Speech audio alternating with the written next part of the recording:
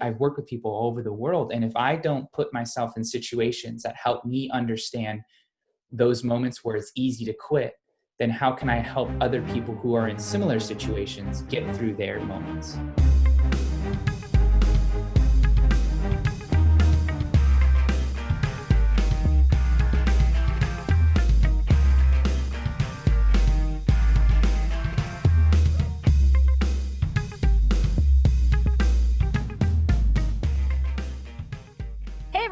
I'm Dominique, and this is a series called Exploring Leadership, where I get to connect with leaders virtually and go on a journey to explore their experience, learns, and insights. Today, I have the privilege of chatting with James Silvas. James is a speaker and performance coach. He's been featured on the CW, NBC, News 3, and News 8, and has worked with companies like Nike, Caesars Entertainment, 24 Hour Fitness, ADT, and so many more. James also hosts his own podcast called Be That 1%, where he weekly encourages others to gain clarity on life, business, relationships, mindset, and utilize peak performance techniques to break through to their next level. After turning down opportunities to Ivy League schools, James chose to remain in his hometown of Las Vegas and pursue education through UNLV by attending their kinesiology program. This is where he discovered neuroscience and made a decision of what he wanted to pursue as his life career in becoming a performance coach. In 2012, he came up with the phrase, be that 1%. That was a personal mantra to stay focused on pursuing his passions that eventually evolved into both a mindset and a movement and ultimately became the foundation for his business today. James and I have a mutual friend and crossed paths a couple years ago when I was getting started in coaching. I have always found his genuine compassion and relentless pursuit of knowledge to improve oneself and others extremely inspirational. So I'm tremendously looking forward to this conversation to explore James's unique journey and leadership experiences. James, thank you so much for your time today, and welcome to Exploring Leadership. Thank you. I'm so grateful and honored to be here. And that was probably one of the best intros I've ever heard. So hey, that's your life, so you deserve a good intro. But you explained it really well. So.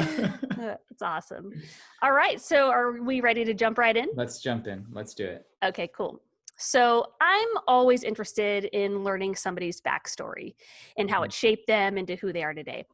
And as a mindset specialist, I'm sure that you're one who is in a constant state of evolution.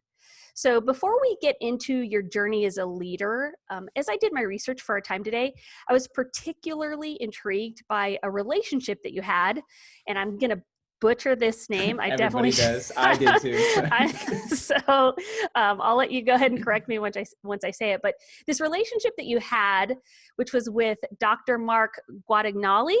That's not bad. That's pretty close. How do you say it? Guadagnoli.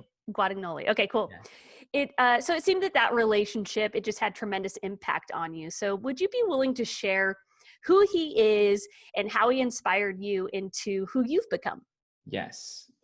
So I met Mark as a professor. I was one of his students in his class when I was a junior at UNLV. And I don't know if any of you can remember a time of your favorite teacher, whether it was middle school or, high school or even college. And the way they were able to articulate information and engage you as a student made it feel like it was effortlessly learning. Like you were just there absorbing, and it was fun. It was tactical. It was relatable. And that's what that class was for me. And it was all about mental performance. It was the first time that I had learned about psychology, about how to learn, how to think, how you are your past, and this theory that Dr. G, we call him Dr. G, the OG, kind of coined in his research called challenge point theory. And it was all about this kind of geometric circle, a small circle in a larger circle in a larger circle. And the smaller circle was your comfort zone. And that's what he explained is where, we tend to live. Or complacency, it's easy, it's safe. But when you venture out of that circle, you enter the stretch zone. That's where the magic happens. That's where you learn new skills. That's where you embody wisdom. That's where you pick up on things that you don't normally pick up on. And then the outer circle is the danger zone. You can stretch too much to the point where it's ineffective. Your nerves are too high, you're too anxious, and you can't really be present. And so it was all about finding that sweet spot. And he would tell stories and give examples and relate that information to where we were in our lives. And I was just captivated. I was mind blown after every class. I would go to him after class and be like, so wow, this is fascinating. Okay, so I'm realizing that this is why that I am the way that I am. He's like, yeah. So here's another question to think about. And you'd always give me these assignments, but they started as questions, and then I had to go and think about it and bring it back. And that relationship, fast forwarding to now, has evolved into colleagues. Like, we're doing research papers together now, and Awesome. we took a trip to Peru together, and I call him the Godfather of My Son. Like, it's become that type of relationship. But back then, he sparked in me the drive to want to learn about the mind. Nice. And I had always been a driven person. I had always known that, my mind is important. Having a good mindset is important, but I never understood the frameworks or the bodies of research that can pull data to help you understand yourself better. And that's what he did for me. He was the catalyst for all that. That's awesome. In your experience, I mean, obviously he had such a huge impact on you. Was he that for a lot of people that you could tell? Yes. Yeah. Almost awesome. Every person that took his class was their favorite class in college. Wow. Yeah. That's awesome. Yeah. It's really cool to hear of teachers and professors having that type of impact on people. You said something that I'm going to make us jump just a little bit. Yeah. So you were describing was it called challenge point theory? Okay. Yes. So the second, it was the stretch circle. Is that how you said it? Correct. Mm-hmm. So I know that just from what I've observed, you do some crazy things to stretch yourself. This isn't in our list of questions, so I'm going off script here. So can you talk about, I know just recently you had a really big stretch goal for yourself. Would you be willing to share one of your recent events and why you did it? I like to push that danger zone, stretch zone line very, very, I get very, very close. But the most recent thing that I did was I completed 3 marathons in 27 hours. Around Las Vegas, was able to raise $3,000 for a charity that fights against human trafficking. And the reason why I did it was twofold. Last year I did a 61-mile walk around Vegas, and that was equally as crazy back then, when that was my mindset. But I like doing physical feats like that because I get into a space mentally where I have conversations with different versions of myself. When I start to experience pain as a result of running or walking so many miles, there's a voice that starts up that is like, you're tired. You should just quit. Like, you've already done X amount of miles. It's raining outside. It's 40-mile-an-hour winds. It's 30 degrees. What are you doing out here? What are you trying to prove? Just stop. Go home. It's so easy. All these justifications that stop me from accomplishing what I set out to do. I like being in that environment. I speak to audiences, all over the country, and I've worked with people all over the world. And if I don't put myself in situations that help me understand those moments where it's easy to quit, then how can I help other people who are in similar situations get through their moments? I love that. So there's that level of intention. And then it's so crazy that people pay attention to it. So I always like attaching a nonprofit or a good cause to it to raise awareness. And that's where the Embracing Project came in. So we partnered there. And I always learn a lot about myself after I complete those types of experiences, and I can't walk the next day. You're icing your feet or exactly. Getting in the bath or whatever. I find another level of service inside of me. It's like there's a new part that becomes awakened. There's a switch that gets turned on that won't get turned on in any other environment except for those types of environments. And so I'm purposely and consciously seeking out events and situations or creating things that put me in those states so that I can understand myself better, so that I can help people more. That's incredible. What was the one big learn that you took away from this triple marathon? The importance of a team. Hmm. I've been a solo kind of wolf a majority of my life for many reasons. One, what I do, I consider an art, right? So like when you do your art, you don't want anyone to influence your art. You want to be able to control how that's done. And so trusting people to help you can be challenging. And I've definitely experienced that. Asking for help, I think stigma wise, for some people, myself included, would categorize that as vulnerability. And for a lot of people, vulnerability, they associate that to weakness. And so there's been layers as I've evolved in this business and just my life overall, where I've gone from I'm doing this by myself and putting it all on my shoulders to now saying, I don't have the bandwidth, I don't have the time. And I need to find people who are good at what I'm not, or good at what I need, which is usually what I'm not good at, to be around me so that I can get the mission accomplished. The mission can be a 78-mile thing, or it could be starting a business, or it could be scaling a business, or it could be attracting the right relationship. Whatever the mission is, like having people that have your back, that will tell you the truth, that will hold you accountable, that will inspire you when you are in a low, is so important. And I don't think it gets talked about enough. So I definitely, without my team that day, I probably wouldn't have finished, or it would have taken me way longer. Yeah. So I'm grateful for those people that helped me out. That's great. That posed a question, but I'll come back to it a little bit later. Okay.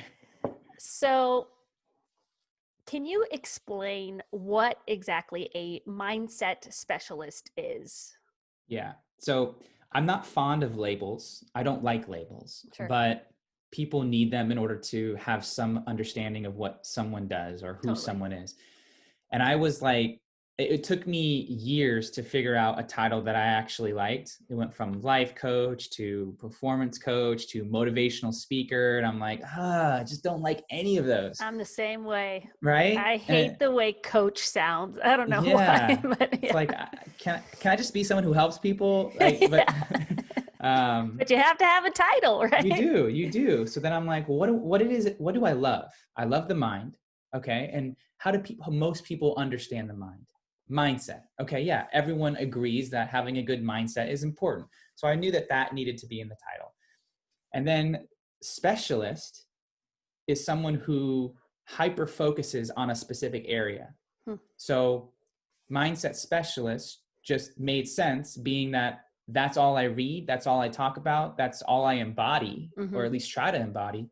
Why don't I just go with that title? So I think mindset specialist, in my way of defining it, is specializing in setting the mind to be a certain way so that you can attract a certain result, lifestyle, partner, situation, whatever it is that you're desiring. That's great. How long did it take you to come up with that name? Yeah, to describe the work that you do. Yeah. To describe what I do? Just to come up with mindset specialist, right? 3 years. Yeah. Okay, cool. I love that. I think that's so important to highlight, right? It's not this thing that you just picked out of the air. You wanted something that was your own, but was meaningful to describe the work that you do. And so I think that's great. Right. I'm sure people are out there that, feel the same way. It's like labels kind of trap you. They put you in a box, and I don't want to be put in a box. Right. So I think you and I think really similarly in that realm. I really struggle with labels, or even making something your identity, when there's just so much that we haven't discovered yet and others haven't seen of us yet, to just kind of trap ourselves in a label. So I love that. Yeah. All right, let's jump into the next one. So in one of our very first conversations, you shared with me your first coaching opportunity, and I remember it being just extremely impressive. So this was a story where you had evidently put your own teachings of the powers of mindset and confidence into practice. And I'm curious if you'd be willing to share the story of your first speaking gig and what it did for you as a person pursuing their potential career, but also as a person who would be helping others find more confidence in themselves. Yeah. Was this the real estate one? Uh, I believe so. It was Yeah, I like think, 15 minutes. You got yeah. hired for Okay. like 15 minutes. Yeah. Okay. So context for the story, I had worked, during this time, I was working at Wet Republic, which is a day club on the Las Vegas Strip at the MGM Grand. Picture a nightclub during the daytime, people half naked, drunk out of their minds in the Okay. summer, 117-degree heat. It sounds That's like where I Las worked. Vegas. Yeah. So I was there and I was on my second year. And after that season, which only lasted from March to beginning of November, I stayed there for 2 years. I was on my second year in, I think it was September or October. So I was nearing the end. Okay. And I had already put not my 2 weeks, but I already told the GM that I wasn't coming back next year. Okay. So I had already decided I was leaving at that point. And this was around the time where I had decided to go full force in calling myself a coach, something that is very nerve-wracking when you don't necessarily have any certifications. You didn't go to college for that. And you almost have to embody what it is that you're trying to convince other people that you know how to do. Totally. Right? Mm-hmm. So that's the backstory. Up until that point, I had only spoken to two places. One was an 8th grade graduation, okay? Yeah. And the other was the Wet Republic staff, okay, which had never been done before. The GM asked me to speak, and that was cool because that was like a revolutionary way of like, motivating people in areas that you don't necessarily think about motivating people in, Mm-hmm. So I had those two pillars to leverage my confidence to talk about the story. So my wife worked at a real estate company. Mm-hmm. It was a prominent one in Las Vegas, $1 million listings all over the place. And we were at their was it? It was like not a Christmas party, but it was like an office party. And so they went to this Mexican restaurant. My wife brought me along. So there's about 8 individuals at this table. And the conversation around, I'm the newest person, right? So everyone else knows each other. I'm the newbie. Yeah. So what do you do when someone is new? You say, what do you do? The question that I had hated up until that point, because it's like, what do I say? Yeah. And I was like, this is the moment. This is the moment where you got to embody it, James. So I'm like, well, I'm a performance coach. And he's like, and I'm talking to the owner now. And he goes, so what does that mean? Like, what do you do? And I go, well, I work with, and at this point, I can't lie and say that I've worked with companies. Sure. Right. Sure. So I framed it in a way of, here's what I want to do. Okay. I want to work with companies and in their employees to motivate them to think better, to perform better, to come together and basically achieve their goals, some version of that. And he's like, that's great. He's like, who have you worked with? And I'm like, damn it. Right. So I'm trying to like hold this image of like, I can do this. Yeah. But knowing I only have like 2 straws of experience. So I go, well, recently I've actually spoken at an 8th grade graduation. It was pretty cool. And then I actually spoke at Wet Republic, and I spoke to their staff, motivating them before our shift started. But I'd really like to work with real estate companies and or sales teams to help boost their sales and all of that. And he goes, okay. So I kind of saved it a little bit by converting it to what I wanted to do. Yeah, yeah. And he goes, what do you charge? And I hadn't thought about this. Sure. Clearly, I didn't even think of this conversation would get that far. And I was like, okay, so I want to go too high and not be able to deliver. And I want to go too low and shoot myself in the foot. Mm-hmm. I'm like, $100. And he goes, for how long? And I'm like, 15 minutes. Like it just came out. There's no strategy behind it. It was just like, here it is. And he goes, what's your schedule like next week? I'm like, this is still going?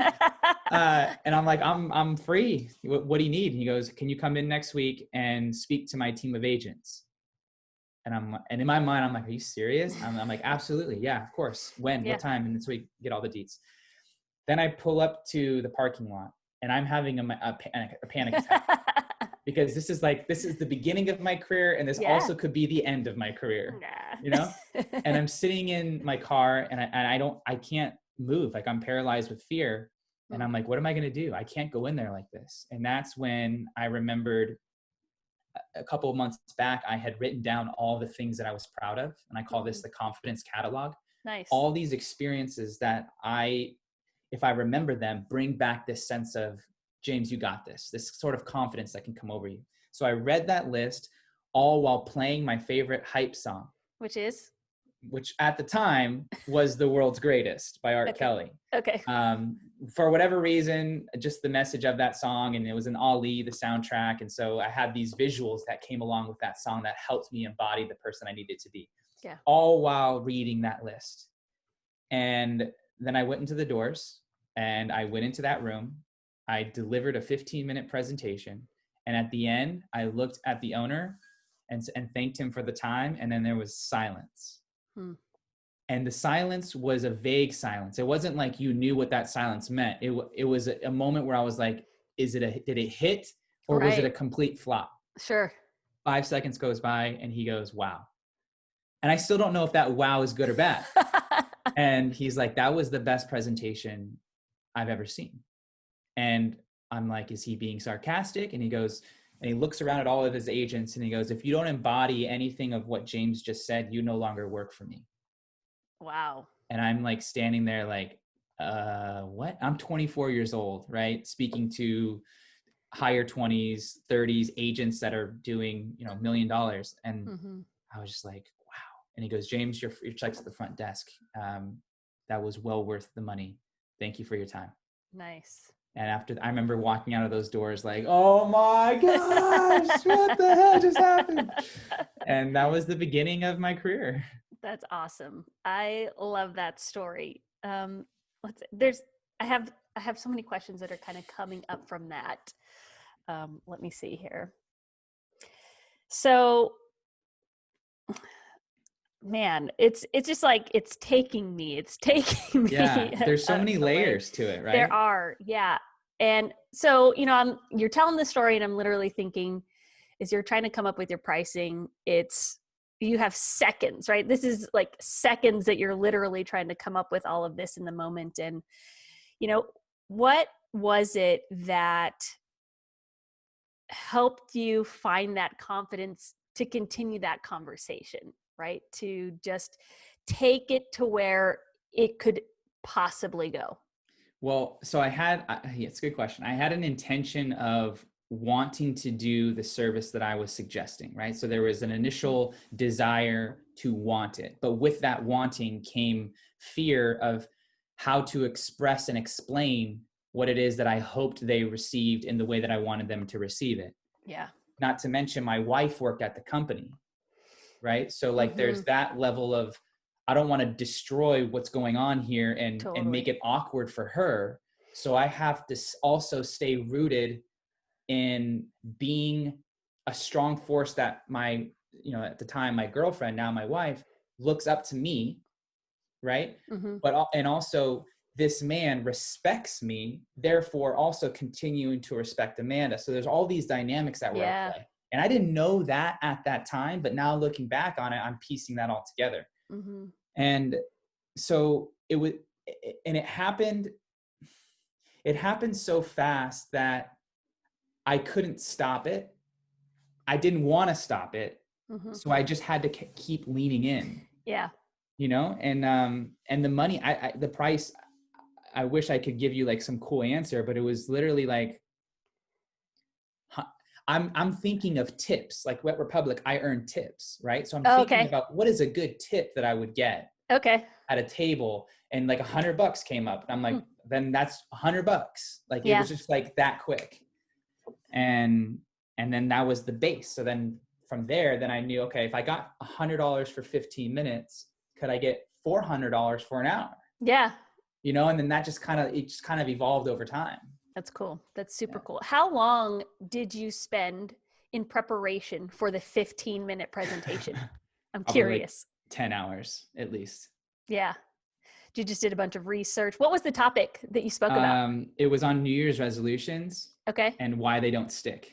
Nice. And how to make them stick. Cool. In 15 minutes, which was very, very challenging. So I recorded myself on camera and watched it back several times. I recorded it and listened back to it auditorily.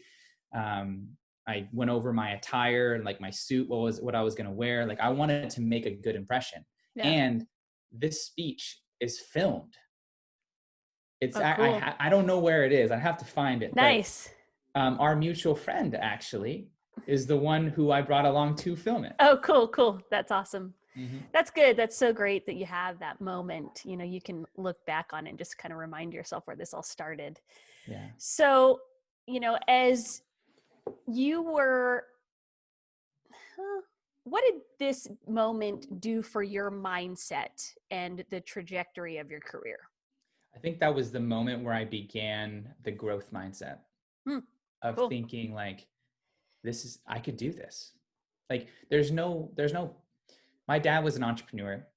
Like he started his own business, right? So I had that to go off of, but there was no like coach mentor that told me, all right, here's how you structure your pricing. Here's what to look for. Here's how to think about it. Like it was a lot of grabbing random pieces of information and piecing it all together in a way that made sense to me. And so to navigate that unknown with all of that, that was challenging. Yeah. And it proved to me that like, this is possible, that an idea that I want could actually come into reality, and it could happen faster than I thought. Nice. You know, like we have these big visions like, oh, that's going to take at least a year or two.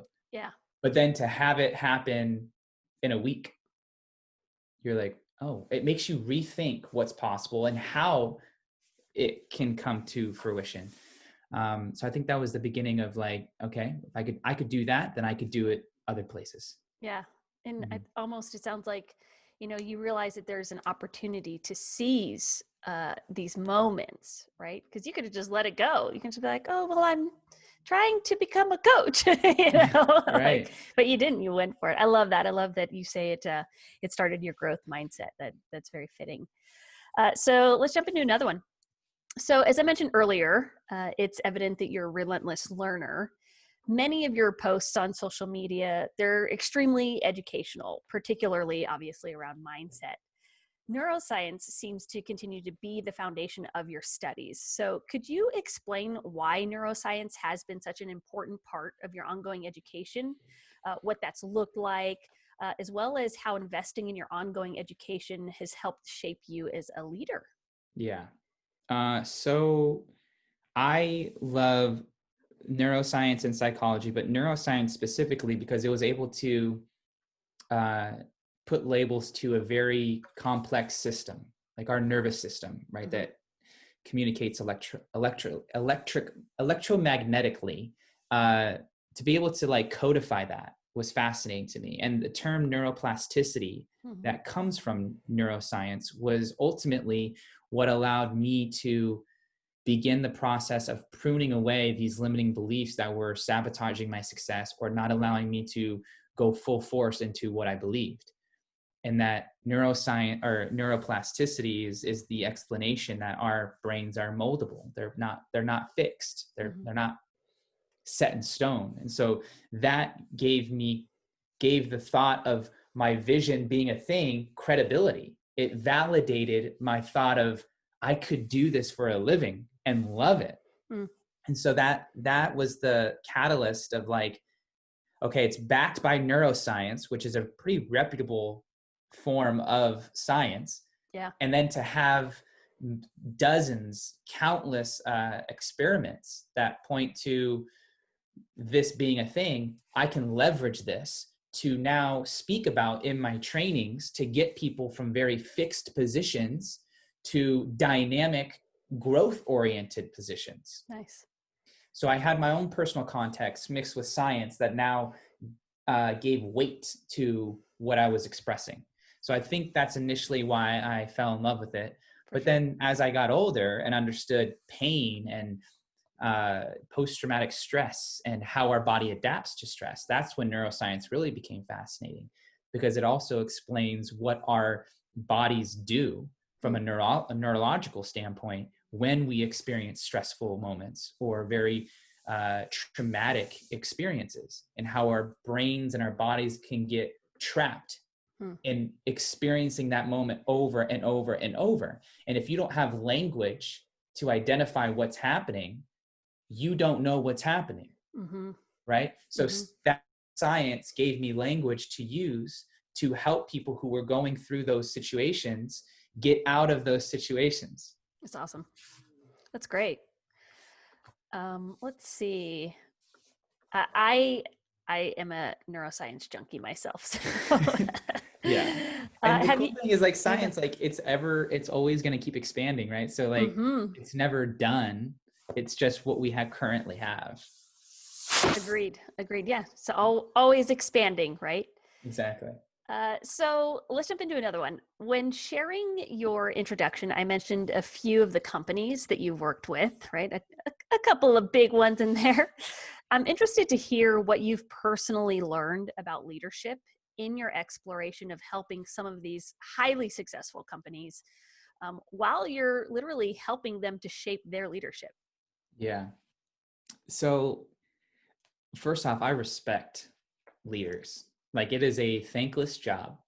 There's enormous amounts of responsibility and there's inefficient levels of training before one enters such positions, right? So if you want to be an effective leader, you almost have to, well, not almost, you have to be proactive Mm-hmm. with learning skills or else you'll get eaten alive by the pressure. And that's why I think you see a lot of breakdowns in middle management or in newbie managers or leaders is they're not being told what to expect and how to handle the unexpected. And so the companies that I've worked with and what I've learned is there's complacency and there's uncertainty that you're constantly having to deal with as a leader. Mm-hmm. And how well you can manage both of those will ultimately result in your company being successful or not. Uncertainty being in change of leadership, a loss of a position, a merger with another company, all these dynamics that happen in the business world, your ability to remain calm and resourceful in those moments will help calm your team enough to find solutions to problems that paralyze most people. So I've learned that. And then on the complacency side, understanding your team to the point where you can push some emotional buttons to drive action is very, very valuable. And so when companies like the ones you mentioned hired me to come in, they were either in the uncertain phase where morale was low, there was transition, there was a lot of fear, or there was complacency, things were good, but they were beginning to stagnate. And so depending on where they're at in that spectrum, I have to develop language that they use around those topics to get them to move into unknown or move from unknown to certainty. And so that's probably the biggest thing that I've learned. That's cool. It's so the uncertainty, I like to look at that as really having a purpose and a vision, right? I think without that, you do have complacency. I almost feel like complacency is a result of the lack of clarity or purpose. So I love that. I think that makes a ton of sense. You and just go ahead. Something that Dr. Mark Guadagnoli said this the other day when I was speaking to his class. He's like, in order to move, you have to be off balance. And I absolutely love that. And it's like, in order to get somewhere, you have to be off balance, right? So you have a goal, and part of that process is you not knowing what you're doing and being okay with that. Yeah, And totally. that's like the fundamental elements of like change. And I don't know if people understand that, but the moment that they do, things get a little better, not easier, but better. Yeah, agreed. Yeah, finding confidence, right, in the midst of that uncertainty and being okay with that. I think that does take mental strength, right? And you can develop that over time. Absolutely.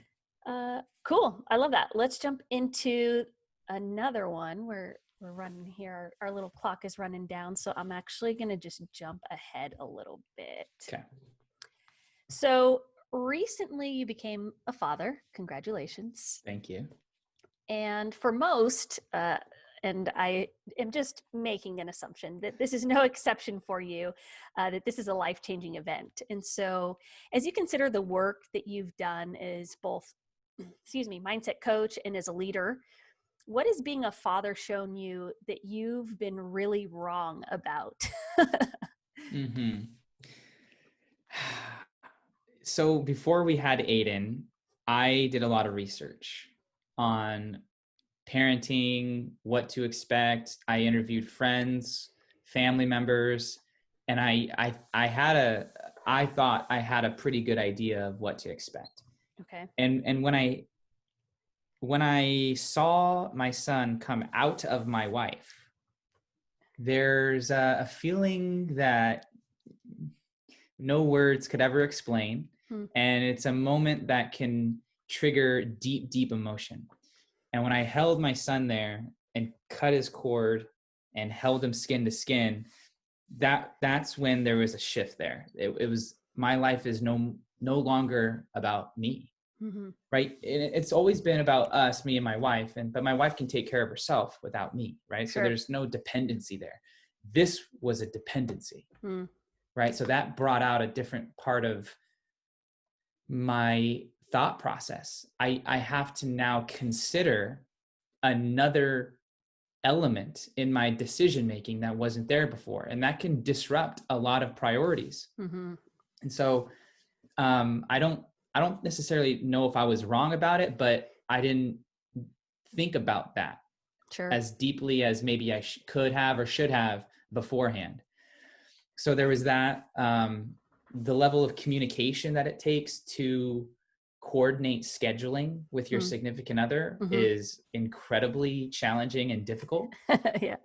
Because every single person needs something. My wife needs something. Aiden always needs something. Yeah. I need things. And if no one expresses what they need to the other person when everyone's distracted, no one gets needs met. Yeah. Right. And then Yeah. that's when relationships could really fall apart. That's when stress can become too high and things get said that you don't want to say, or you do things that you don't want to do. And that can cause even more tension on top of taking care of a child. You're not sleeping, your schedule's thrown off, eating gets thrown off, like you are off balance for extended periods of time. So I think I've learned to be off balance more. That's good. How has that bled over and shaped or impacted you as a leader? It's definitely helped me root more in integrity. Can you explain that? In my words and in my, not that I said things and didn't back it up before, but now I'm much more intentional about what I say, where I'll be, and how much time I can give to something, and not being guilty over saying no. Because now I had an out with Aiden, like I have a child, so it's easier to say no, but also working on, my time is so limited. If I don't want to do that, I'm not going to do that.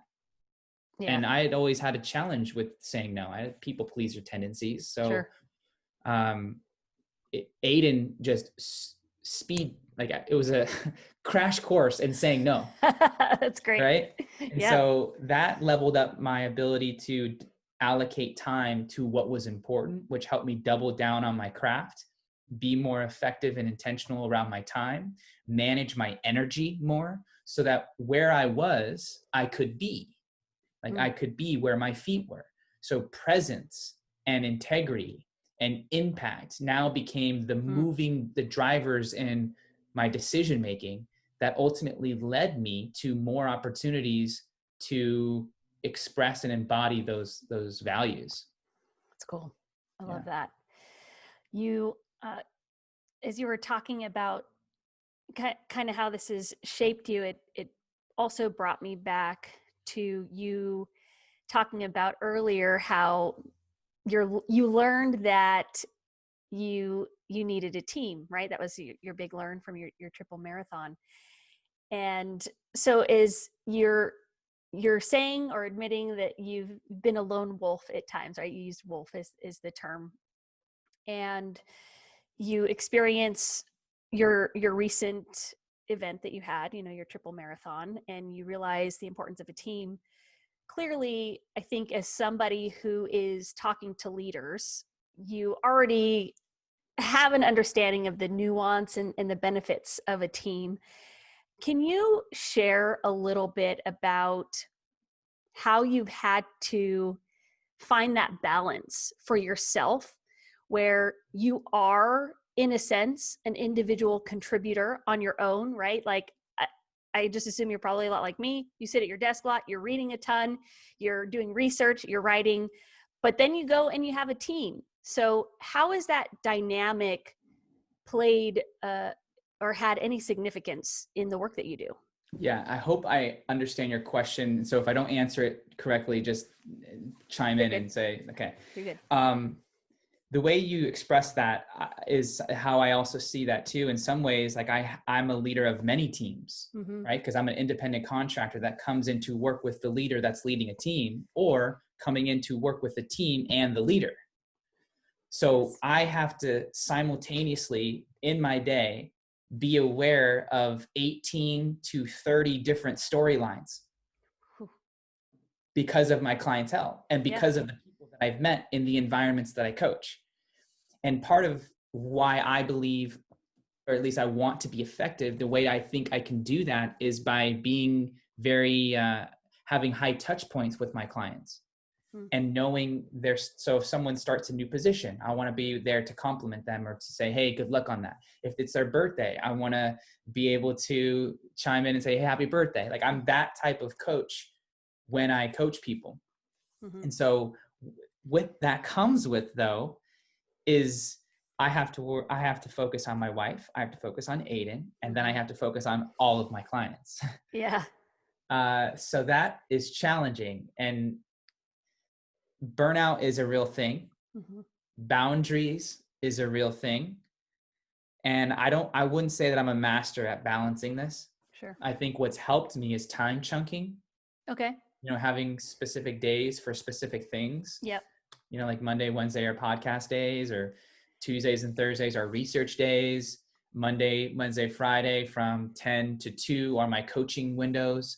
Like that helps organize my time and my energy.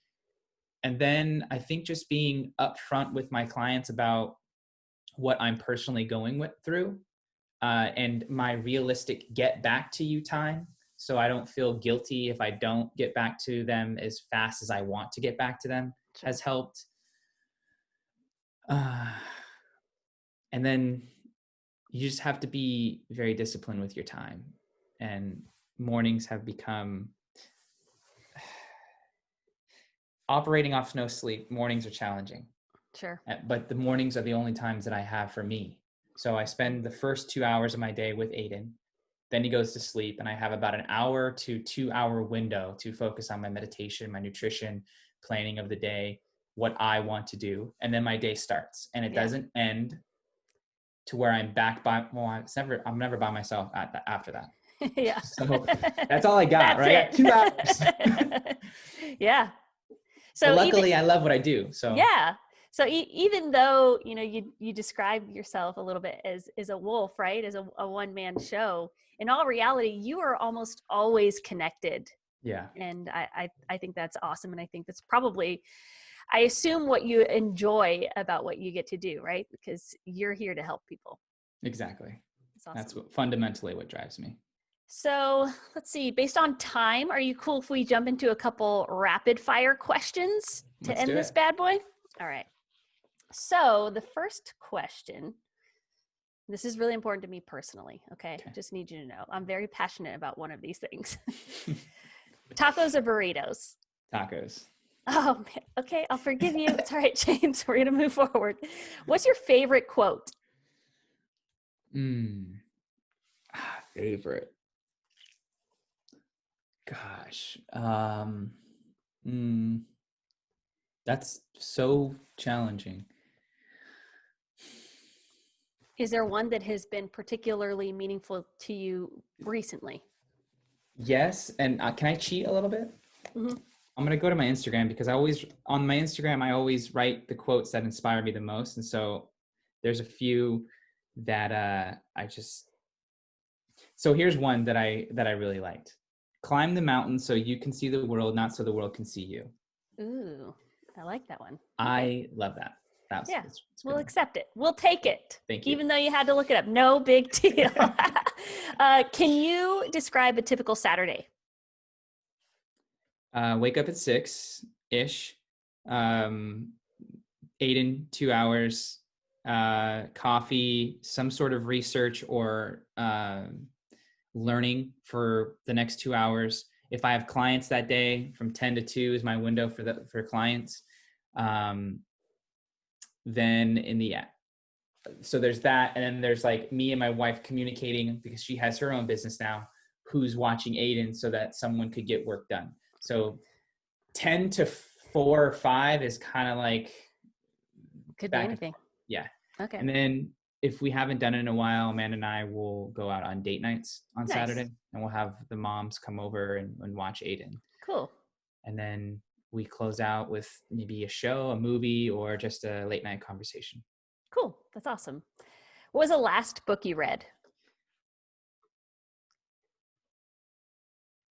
11 Rings by Phil Jackson. I've never heard of that. Yeah. Phil Jackson's one of my favorite coaches. Okay. He was the coach of the Bulls and the Lakers. Oh, okay. So it's wins. championship rings. Got it. Mm-hmm. Okay. And his philosophy on leadership is something that I deeply resonate with. Okay. I'll definitely look into that then. What's your biggest pet peeve? Sneezing without covering your mouth. Especially right now in the midst of a pandemic, I think. Or when you're in a flight and someone you're sitting next to doesn't do it. Yeah, that's bad. Who would you like to meet, dead or alive? Person you'd like to meet, dead or alive?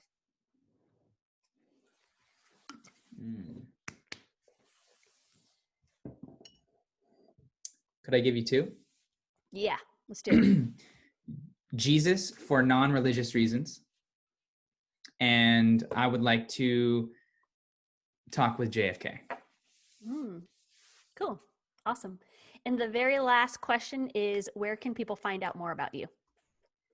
Instagram is where I predominantly spend my time. So that's James_Silvas. I think you might put that in the notes. And then if you just want to see or listen to a podcast on my Instagram, everything's linked up, my website, my podcast, and a free 5-day mindset challenge that I created last year that has been getting some really good feedback, and just kind of helping people fundamentally get to their next level through some good information. So if that resonates and you want to take part in that, it's free. Just head over to my Instagram and all the deets are there. Awesome. Any last thoughts or final words that you want to share? So our experience in our life is largely influenced by what we think, how we think, and who we're around. And if you're not spending time understanding those 3 elements, then you're going to be living a life that's very reactive, and you're going to be subject to what other people think rather than what you choose to be. And if you want to live life on your terms and you want to begin to create the reality that you may or may not see in yourself yet, then I would begin focusing on those areas through meditation, journaling, reaching out to someone that you trust for help, or listening to content like this that stir up questions that you can continue to ask yourself so that you deepen your level of self-awareness. I think that's probably the most important thing that we can do now, especially during 2020, when so many characters are being revealed. Like, your inner struggles are now coming to the forefront because you can't run anywhere. You have to face a lot of things. Yeah. So the sooner you can get through that, or at least start that process, I think the better you'll be in the end. Amen. Well, with that, James, thank you again for your time. Really appreciate it and enjoyed this conversation. And I'll let you get back to your day. Likewise. See you later. Thank you. All right. Yeah. Take care, James.